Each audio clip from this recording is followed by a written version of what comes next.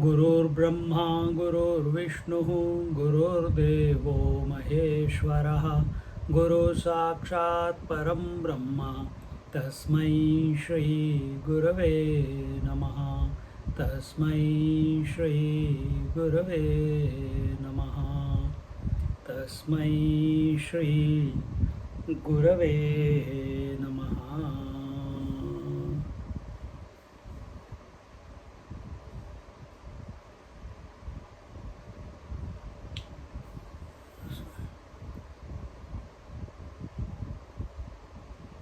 So, in Ishvara Advayavad, the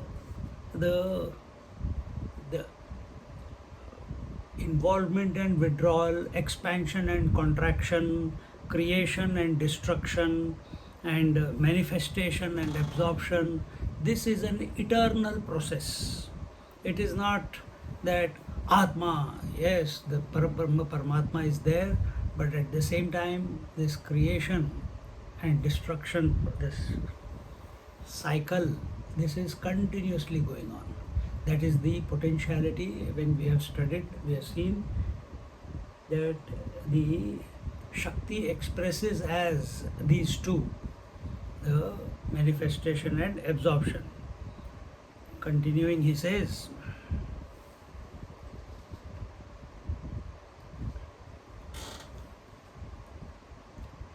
नाना न देखणे नको म्हणे मीची माते देखो तरी आपे आप विखो आप ऐसे असे. Now the Paramatma is tired of not seeing himself and therefore naturally became the objective world. Huh? So the Paramatma is tired of not seeing himself. This is what happens to us if we are we are tired of not seeing ourselves in deep sleep. Then we project, the mind projects the world, waking and dream. It's the same way here. Now the pure self is tired of sleeping. It is tired of not seeing, because in the absorption the seer-seen differences has ceased. The inherent potentiality in the self wants to see the world of names and forms again. And what is that names and forms? It's the vibhuti. It's the vibhuti. Sometimes the ocean becomes calm without any waves. At other times it becomes full of waves. Where's the problem? That's the nature of the ocean. Same way, what's the nature of your mind? In deep sleep, emptiness, non-manifestation, and then after that, some manifestation as waking and dream. And this is, since you know, it is going on. It has never stopped.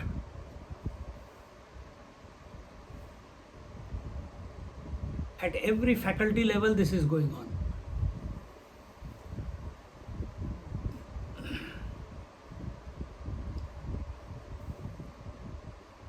The inherent potentiality in the self wants to see the world of name and forms again and again. Because see, Paramatma is not the doer. Paramatma is not the doer. The activity is not at the level of Paramatma. Activity of manifestation and absorption, creation and destruction is not at the Atmic level. Then where is it happening? It is happening at the potentiality level. It is happening at the Shakti level. At individual standpoint, it is happening at the mind level. Atma is not doing anything. It is the mind which is going into deep sleep. It is the mind which is projecting the waking and dream.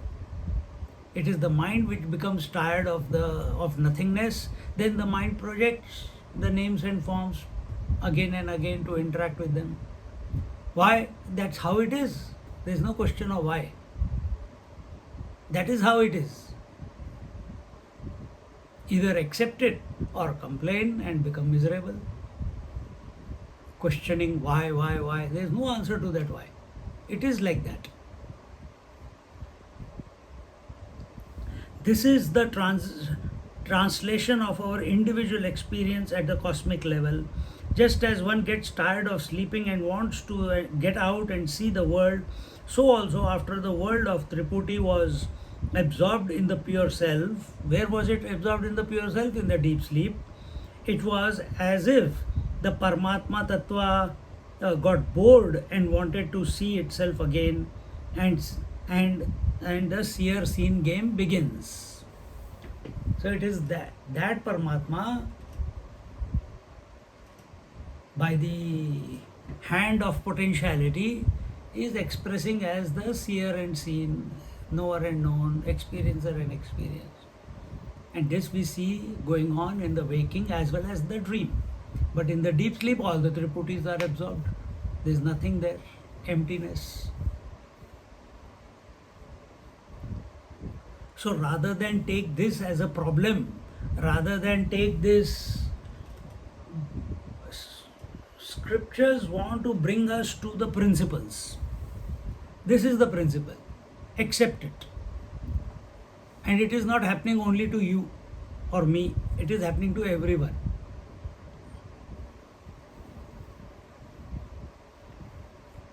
The phenomena of absorption and projection or involvement is eternally going on for everyone at the microcosmic level and the macrocosmic level. And that phenomena is going on at the microcosmic level in the mind.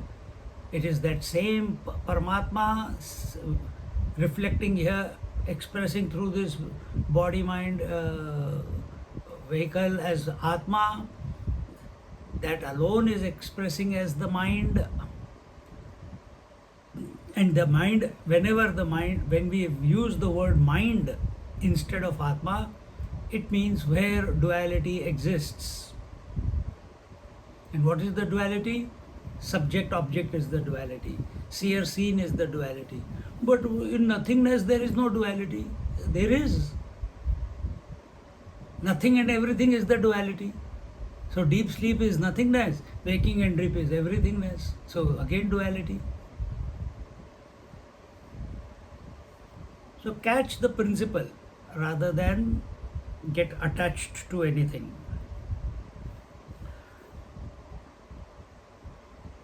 Wanted to see itself again. The difference,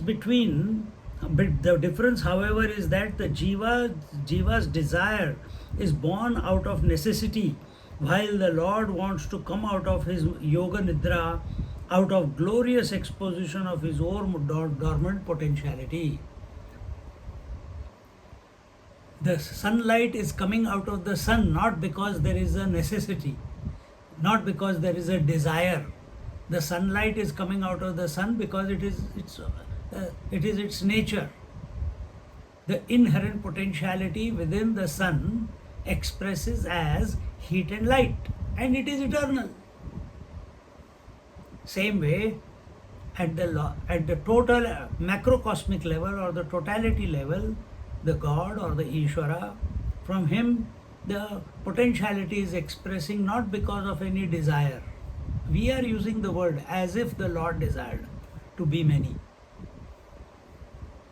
So kamayata. Kenopanishad. So it's not that he desired. But what is not possible for him? He is everything, so he can do anything.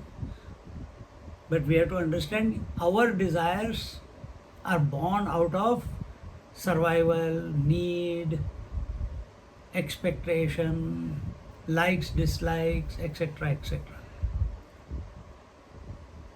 Here he says, born out of necessity. But at the totality level, the manifestation, the The duality is not born out of any necessity. It is Leela. Understand this. And when we start seeing what is happening around us, what is happening within us as the Leela, such a person is a man of wisdom. But we take it too seriously. We take it for survival. We want to work hard for the next generation. We want to give sanskar to the next generation. The best thing that you can do is catch this. That the whole thing is a game, and the game has emanated from your mind or the Lord's mind. And not be caught. Just enjoy, watch, chill. Don't desire anything.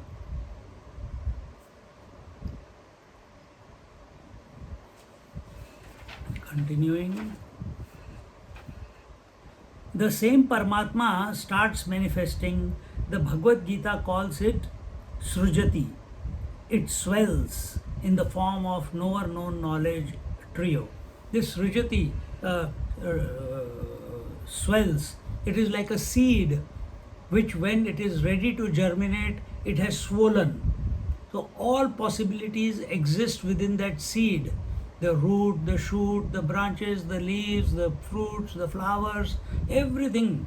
So similarly, just when we are awake, but we are not become body conscious yet in the morning, Srujati, all potentiality of I am the body, space, time, objectivity, past, present, future, everything. In other words, the Triputi becomes pregnant. It has not manifested yet, but it is pregnant. All possibilities exist. At this moment also, it is exactly the same. All possibilities exist within our mind. Question is, are we going to we are going to seek that possibility which keeps us as a man or a woman, as a product of this creation, or are you going to entertain that thought which helps you to transcend all duality? Potentiality is there. All possibilities are there in your mind. Bhagwan does not have this problem. He doesn't have to make any choice. He's perfect. It's naturally out of him perfect. The world is also perfect, but we don't know that. We think world is lacking something because of our faulty vision, because of our corrupted vision. So we need to correct it.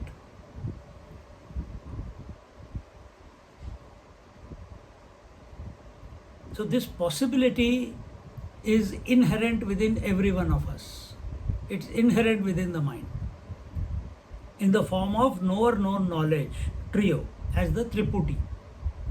Just as a swelling in any part of the body attracts more awareness to that point which would otherwise have gone unnoticed, the expression of Srujan, the expression of Srujan and Sphurana takes the form of knower known knowledge trio of the manifest world.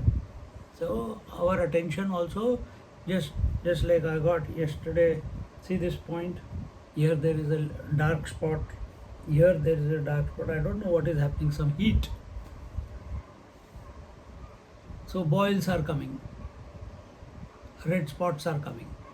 So every time I see it, oh, it is there, it is a little small mound, and unknowingly my attention, my finger is again and again going and scratching it.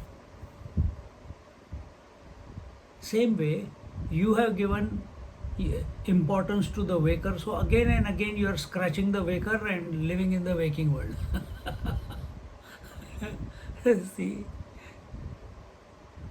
whatever you give importance to, there your attention will go.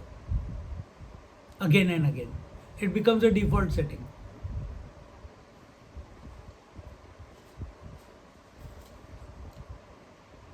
So you give importance to the outside world, you give importance to the body, you give importance to your likes or dislikes, or you give importance to the general principle on which the whole creation, whole thing is working.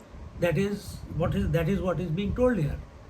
That when you wake up, the potentiality is pregnant, ready to manifest. The triad is ready to manifest. It has not manifested yet, but it's pregnant with it.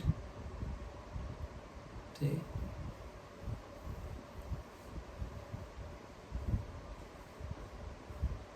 Now the question arises, if this happens, that one creation comes and goes, then another and yet another, since when and how long will this sequence continue? It is eternal. But question comes, what can we do? Every one of us, sometime when we started on this journey, when we were as a young kid also, when we were thinking, this question has come. Where did all this begin from? Where is it all ending? And you used to look at the sky. Where does the sky begin from? Where does the sky end? Where does the mind begin from? Where does the mind end? Where does the breath begin from? Air is everywhere. Then when does the air become breath? What point? Okay. All these questions have troubled us, or we have thought of these questions, but because we don't know the answers and we don't know where to look for the answers, we just discard them. It is that, but that question remains in your mind, in the depth of your subconscious. And scriptures are such, or Santavani is such, that all your unasked questions are automatically answered by the masters or scriptures.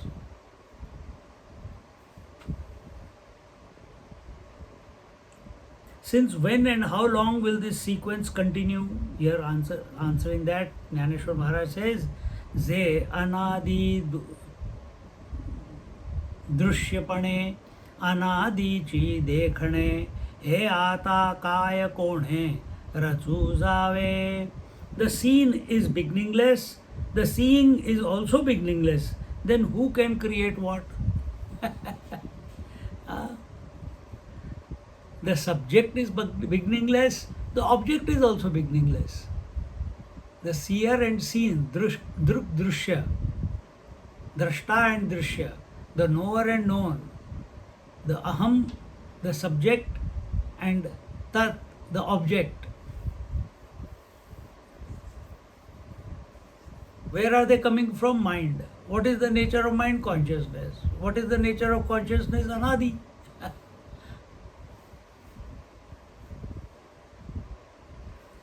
So here, the seen is beginningless, the seeing is also beginningless. Then who can create what? The truth, the pure consciousness, is beyond time. It is without beginning, without end. It is beyond the clutches of time. On such a Paramatma Tattva, with its eternal potentiality, expansion in the form of creation and contraction in the form of dissolution is going on eternally. Being born, marrying, begetting, dying, and this has been going on millions of times and will continue to be so eternally. No, but I am not dead here. No, but as a principle, so many people are being born in this creation. So many people are dying in this creation. Why only creation? If you come to the body, it's a continuous process of the cells being born and cells are dying. Continuous process. We are not attuned to it, therefore we have taken it for granted. I am this body. But there's a continuous flux going on in here. Continuous flux of in-breath and out-breath. Continuous flux of hearing and not hearing. continuous flux of breathing and not breathing, breathing in and breathing out. Flux, creation and dissolution, flux. Manifestation and unmanifestation is called flux. This is the throb of consciousness. This is the spandanam. This is the sfurna. This is the throb.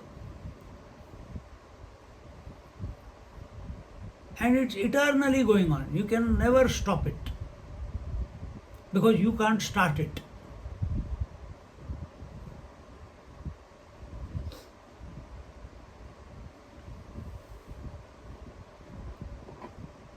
No, but I am a sannyasi, I did not get married. But marriage as a principle is going on everywhere.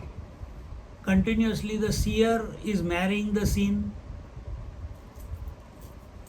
The hearer is marrying the heard.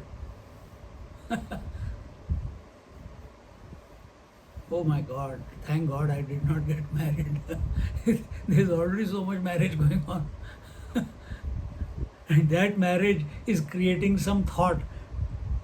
A child is created. That child again manifests with one idea, one concept, one attachment, creates so many desires. Baapre. The dichotomy of subject-object is an eternal phenomena on the consciousness. The dichotomy, meaning the water becoming many waves, is an eternal phenomena on the ocean. Similarly, pure consciousness dichomatizes, means divides itself into two, as if. That word as if is very important. Nothing has happened, yet something is happening. Seen as happening. Nothing has happened to water, yet the water is being called as many waves. Nothing has happened to consciousness, yet the consciousness is called as aham and idam. Nothing has happened to space, but the space is called inside and outside space.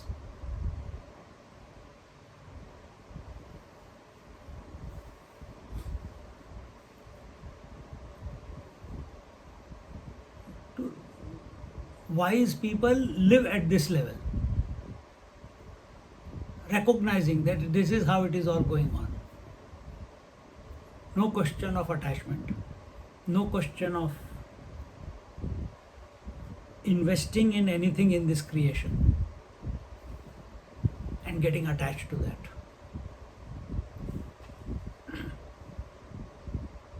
The dichotomy of subject-object is an eternal phenomena on the consciousness. Other than the drashta-drishya transaction, there is nothing else in this world.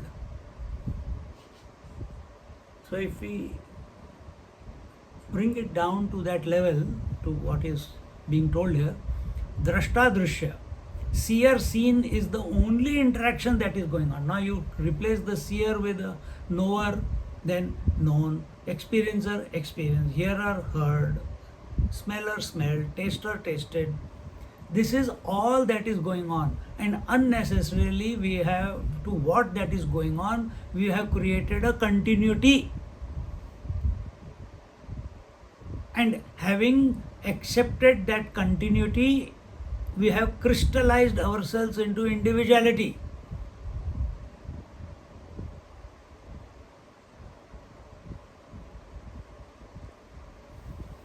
Drop that.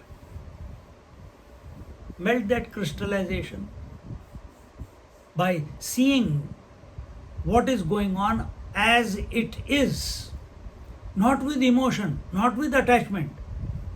Child is born, so many children are being born. But how do you get attached? It is my child, it is my grandchild. So many children are growing, you don't become emotional. But your grandchild is growing, you become emotional. See, she spoke, she walked, she did this, she did that. Watch what is going on as it is going on. Be with the principle. Then it is dry living, you might say. If I don't enjoy Yeah, you enjoy, but don't get attached then.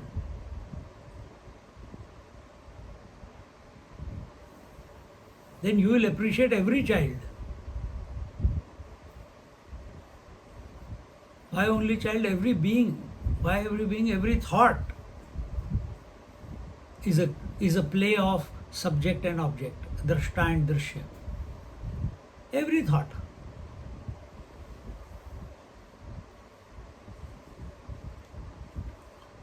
Oh my God, then I don't need to speak. That's what we are trying.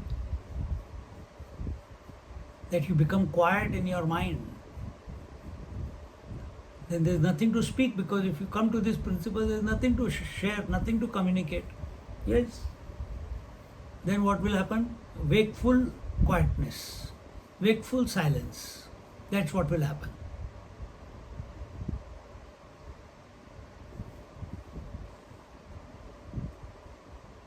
Other than the drashta drashya transaction, there is nothing else in this world. Then why ask the question, who has created the world and who destroys it? There is nothing to be done about it except to change one's myopic vision to a cosmic one. Change your myopic vision means crystallized vision. You are looking at the world from I am a man, I am a woman, I am a husband, I am a wife, I am a grandmother, I am a mother or father. I am understanding, I am not understanding. It clicked, it didn't click. But all these statements are from individual standpoint. And when we are in, and what is the norm of the individual standpoint? What is the norm of individual standpoint? He sees me and mine. Huh? Me and mine. Me and mine, or me versus you. So we are not seeing everything, the seer and seen, as self only. We are not seeing that. Individual is seeing, I am the seer, you are the seen. So there is a me and versus you, duality. But from cosmic vision or the Lord's vision or the divine vision, what is the view? Same thing is going on. But what is the view? Everything is the self. So there is nothing to get. You don't get caught up in the seer, you don't get caught up in the seen. At individual level, we get caught up in both. If we get caught up in the seer, personality crystallizes. If we caught up in the seen, more thoughts and desires arise, which lead to even further crystallization of the I.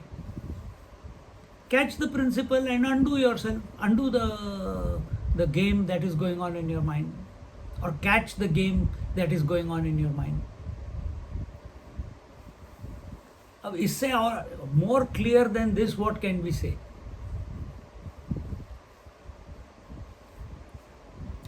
We can never know the truth unless we shed the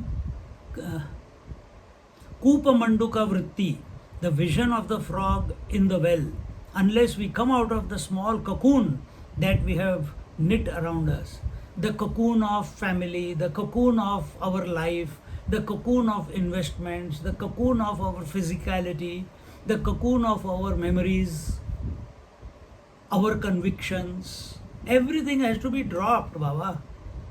And to drop this, you have to come to this principle.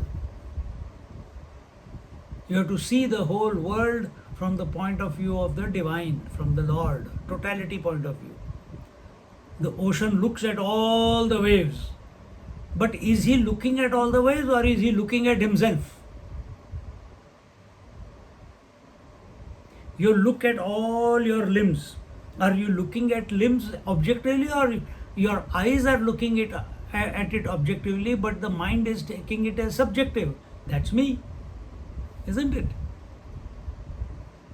Same way, the ocean is looking at the whole multiplicity of waves, but no agitation is created, no disturbance is created in the ocean, because it is complete. He doesn't see the waves as a competition to him. He doesn't see the waves as to compare. Oh, you see, I am total and they are only individual. No, that every individuality is within that totality. So no comparison, no competition, no jealousy, no envy, no arrogance. Exactly the opposite is true at individuality level. So it is, the teacher is telling us again and again, take the position of totality and look at the world, interact with the world from that point and move through the world. Or even better, keep that angle of approach from the totality and let the world happen. Let the world happen.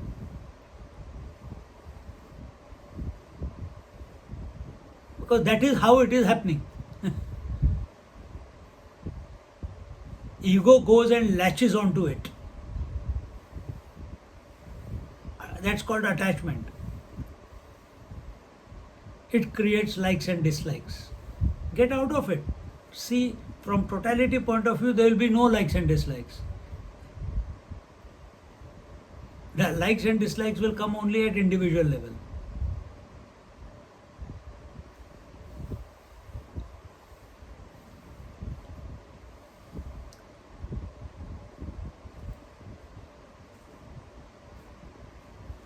And knowing the truth is not knowing like I am knowing you, or I am seeing you, I am hearing you.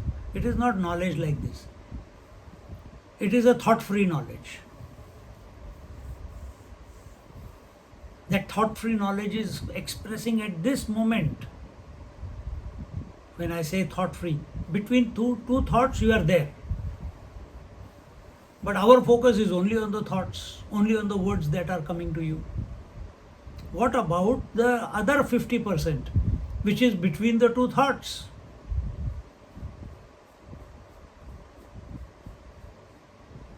So again, we are caught up in the phenomena, we are caught up in the words, we are caught up in the expression of that reality as the words. But the words are again appearing and disappearing. They are manifesting and unmanifesting. Your focus is only on the manifest.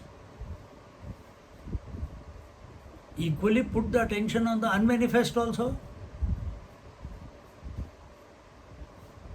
The moment you do that, you will be in a position where manifestation of the word in your mind and unmanifestation of the word in your mind is seen as a continuous phenomena.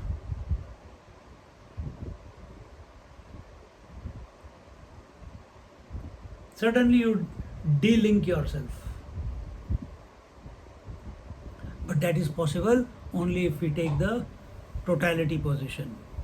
Then what is the Bhagwan Krishna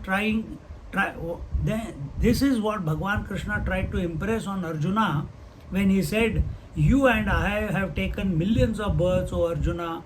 The difference is that I know every one of them and you do not. What does he mean by that? I know every one of them. That knowledge of knowing everything, where will it come from? It will come from being yourself. You are not caught up, you are not latched onto anything. When you are completely empty, and if you need to know anything, the thought appears and you don't doubt it.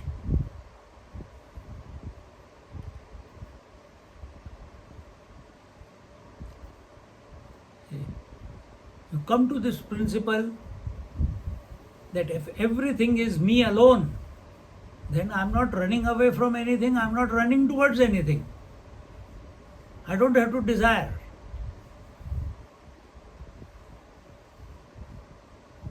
At an individual level, thinking in this way, we become a fit instrument in the hands of the Lord. Lord is functioning right now also, but that is covered by our individuality. You dissolve your individuality, the Lord will start functioning. Lord never makes mistakes. Individuality can only make mistakes. See? Ocean is never afraid of its death. Wave is only afraid of its death. Individuality is only afraid of its survival and death. The moment you become Sakshi or you take the totality position, nothing to worry. Everything is complete. Everything is perfect. And that perfection then expresses as no likes and no dislikes, no running towards or no running away, no collecting of memories, and so on. He who is an individual without suffering the pangs of individuality is a Jivan Mukta Purusha. So what I was just now saying before, those are all the lakshanas of a Jivan Mukta Purusha or a Sthita Prajna Purusha, who is the man of steady wisdom. He is functioning in this way, not precipitating individuality with every thought, rather than seeing the whole thing as the vibhuti or the leela, or living at that principal level is called the same thing as vibhuti or leela. Living at the principal level from the totality point of view. The moment you take that position, total acceptance of whatever is going on. No rejection. And no precipitation of memory. Three things. The ocean accepts all the waves, ocean does not reject any wave, and ocean does not retain any wave. Just like the mirror. This principle is functioning in you also. The mind accepts all the thoughts, good and bad and ugly. The mind does not reject any thought. But here is a problem. Mind retains the thoughts. That we have to stop.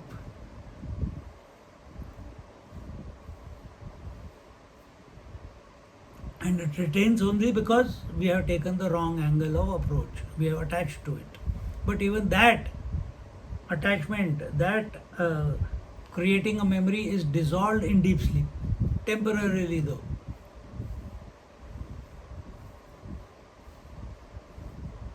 And it only comes up again when you are awake because of the intensity with which we have interacted with the world. The intensity with which we have accepted that this is my body, that this is my child, that this is my grandchild, this is my business, these are my memories. With such intensity we have interacted with that, and we keep crystallizing that memory, that thought, that even though by nature your mind becomes empty in deep sleep, again that residual memory which has not completely dissolved. One sleep was not enough. Ignorant sleep was not enough for it to be dissolved. So it rises again the moment Triputi comes up.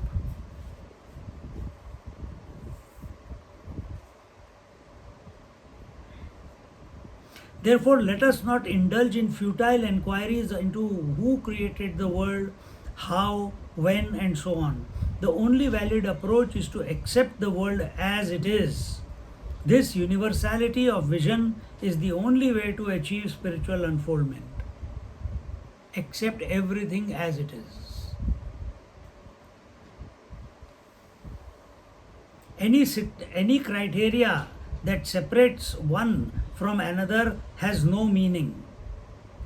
All limitations which create such separations and consequent misery need to be boldly transcended. So there you require the firm conviction that what the scriptures are saying, what the Mahatmas are saying is true. I want that to be my natural disposition. I understand it is my natural disposition, but then where am I lacking? Where am I falling short? In your thinking, in your accepting, you're falling short. Accept.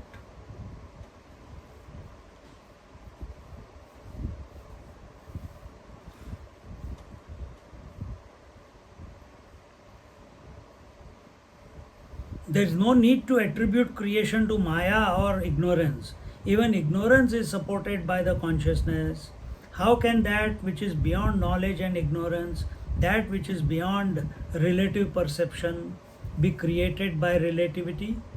In this way, the concept of vasana, ignorance, maya, raga, dvesha, kama, krodha, etc. have no meaning in the experience of immortality.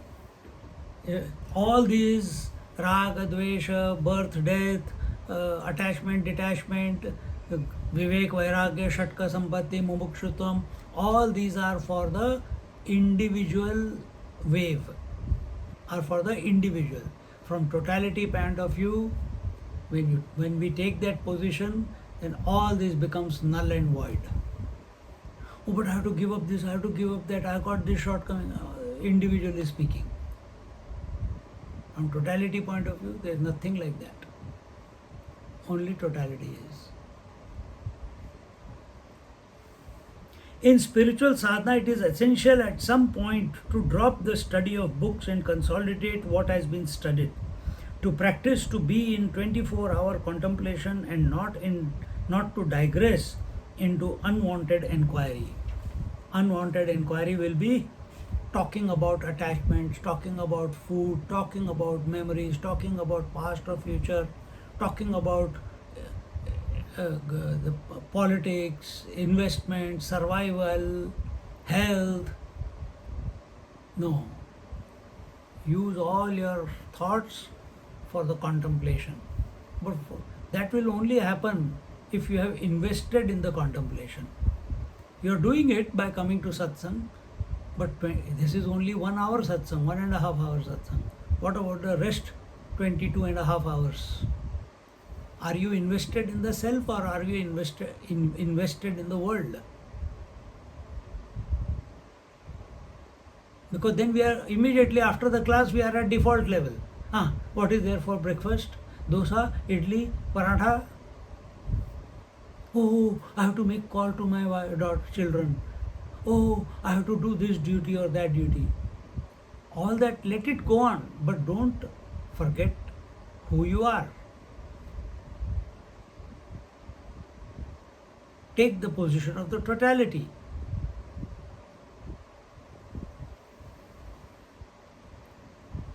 From the point of view of totality, nothing is initiated. Ocean does not initiate the waves.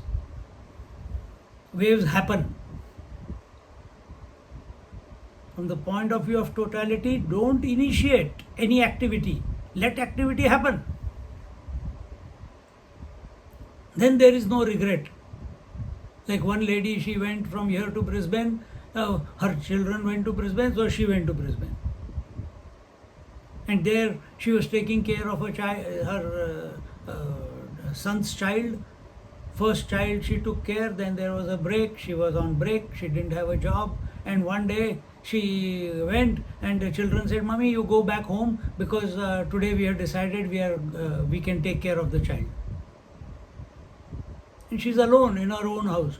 She went back home. And then she called, "Swamiji, I thought I was going for my children and my son and my daughter-in-law. They said, today you don't need to." I went all the way. They didn't even have the courtesy to tell me. And they said, "We don't need you today. You can have a day off." Am I here to take a day off? Am I doing it, going there, to them because I need them? Am I going to them because I'm attached to them? I made myself dependent. and then as a result of that dependency, as a result of that emotional attachment, now she has to hear these words that, Mom, you go back to your house, so we don't need you today. She was so hurt.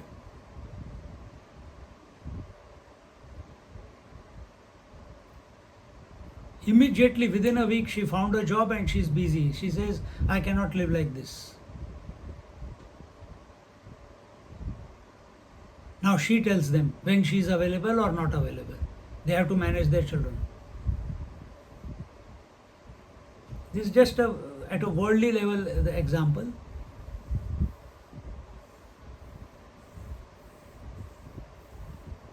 So don't initiate anything.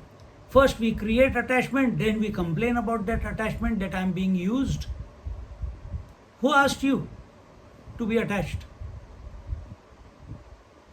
No animal is attached. Oh, but we are not animals. We are culturally developed human beings.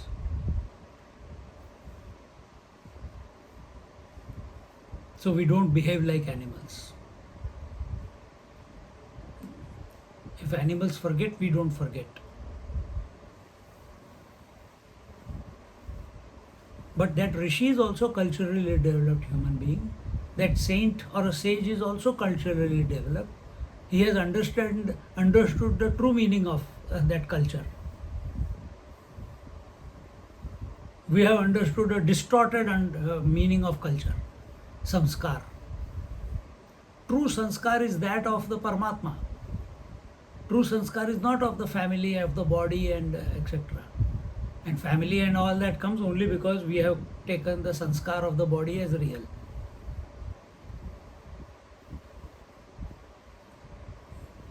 It sounds tastes like a bitter pill when we take this topic, but it is the truth. Look at your own life. Look at your own thoughts. Look at your own emotions. How many times during the day we are looking at it from the totality point of view, and how many times during the day we are at the individuality point of view. You decide and make a corrective course of action. We can only read the texts, we can only read these words and explain, but the application has to happen within us. Commitment to change. When? Right now, while listening, not afterwards. It should go deep within us.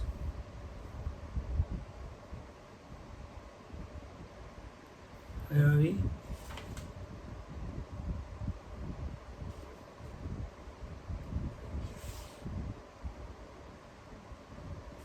I lost the page.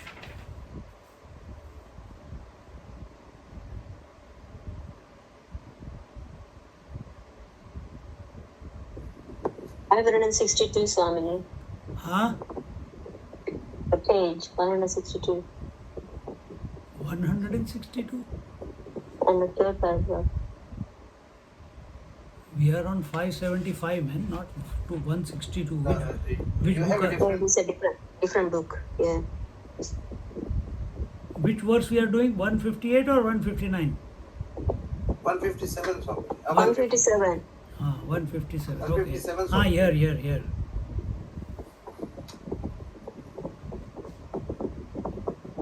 Therefore, let us not indulge in the futile inquiries into who created the world and how, when, and so on. The only valid approach is to accept the world as it is. The universality of vision is the only way to achieve spiritual unfoldment. Any criteria that separates one from another has no meaning. All limitations which create such separateness, and consequent misery need to be boldly transcended.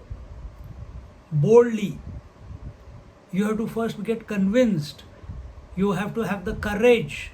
Don't feel, I am the total. No, by saying that you have already, if you are the total, you will not speak, I am the total. You will just be it. And if you feel that you are the total and you are not able to experience the totality, the way the total experiences everything, then we have to have the courage to let go of all attachments, raga, dvesh, duality, and keep directing our mind to to sit in the totality again and again, again and again, again and again. Just like you keep coming to the satsang again and again, I keep speaking on the texts again and again. Why? Because it is fulfilling. But this is only, as I said, only for 1.5 hours. Rest of the day, again, keep coming back to the self again and again. Keep coming back to from the to totality point of view of looking at everything again and again. But that is not happening. Keep doing the japa again and again. Engage in such exercise, this for individual, by way of which we empty ourselves. There is no need to attribute creation to Maya or ignorance. Even ignorance is supported by the consciousness. How can that which is beyond knowledge and ignorance, that which is beyond relative perception, be created by relativity?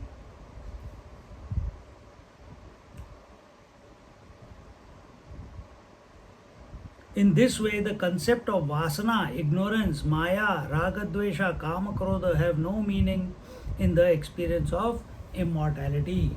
All these are only present at the individual level. They are only projections, they are only imaginations. The wave is only an imagination. You touch, feel, taste only water. Then why are you calling it a wave?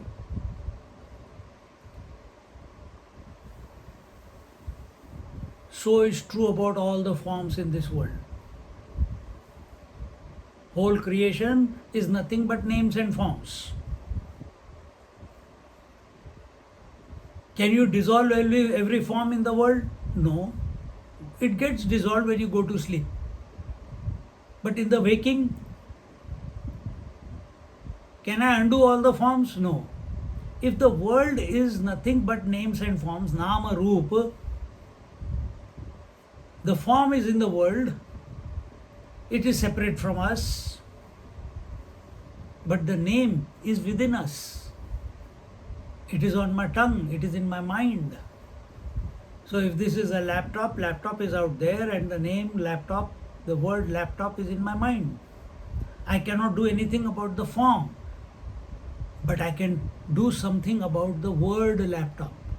I can replace the word laptop with Lord's name, or I can choose not to think of laptop, or I can dissolve the name laptop by thinking some other word.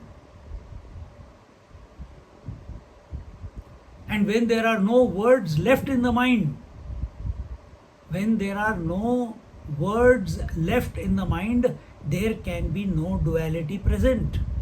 Then there is no laptop, then there is no world.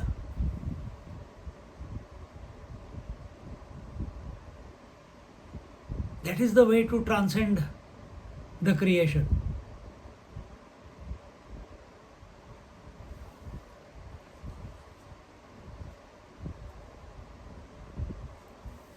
So this idea of vasana, idea of maya, idea of ignorance is only given to the individual because he wants to work out why did this all come from, where did this all come from, when did this all come from. So for putting his mind to rest, the idea of maya, idea of prakriti, all this is given. The whole story, the trigonatmika maya, etc., all this is given to pacify his mind.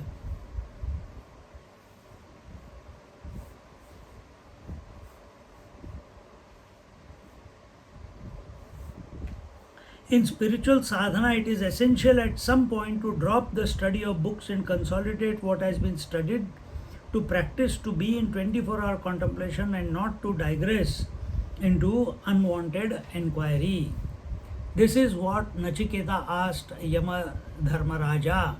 That which is other than dharma and adharma, other than cause and effect, beyond the impact of time, tell me that, O Lord.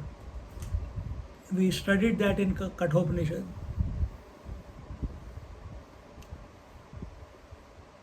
Anya dharmat adharmat cha. That which is beyond karya karana, that which is beyond dharma adharma, righteousness and unrighteousness.